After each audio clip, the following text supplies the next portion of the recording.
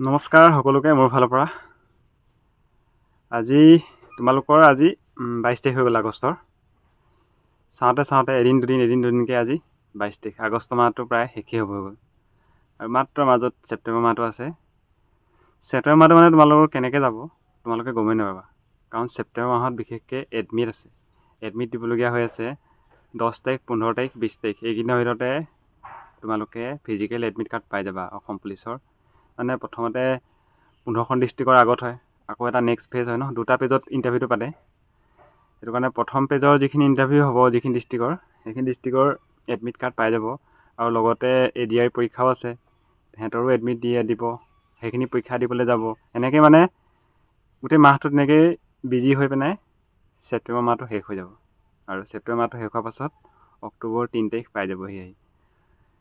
এতিয়া যদি কাৰোবাৰ যদি ল'ৰা ছোৱালী যোনেই নহওক, যদি কাৰোবাৰ এতিয়া ৰান অহা নাই, মানে তোমালোকক মই এইটো কোৱা নাই যে 12:30 মিনিটত সোমাব পাৰিবা, বা 10 মিনিটত 11 মিনিটত সোমাব পাৰিবা, বা ছোৱালী 6 মিনিটত 6:30 মিনিটত সোমাব, সেনেকুৱাখিনি কোৱা নাই। মানে যিখিনি ল'ৰা ছোৱালী এতিয়াও ৰান অহা নাই, মানে ল'ৰাখিনি 3200 মিটাৰত দিয়ে 14 মিনিটৰ ভিতৰত, 14 মিনিটত যদি সোমাব পৰা নাই, ছোৱালীখিনি যদি 8 মিনিটৰ ভিতৰত সোমাব পৰা নাই, তোমালোকৰ এতিয়াও সময় আছে।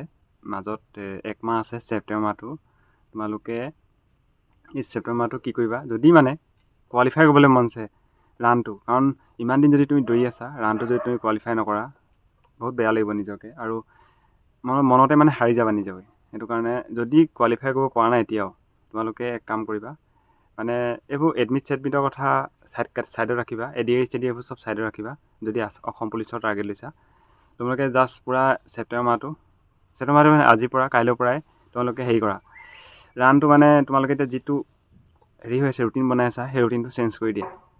যদি ৰান অহা নাই, ইম্প্ৰুভ হোৱা নাই, তোমালোকে এক কাম কৰা, এতিয়াৰ পৰা তোমালোকে একো নাচাবা, অকলে পাৰিলে 5 কিলোমিটাৰ মাৰা, 4 কিলোমিটাৰ মাৰা, তেনেকৈ মাৰা, লং মাৰা, আৰু খুব ৰেপিটেশ্যন মাৰা।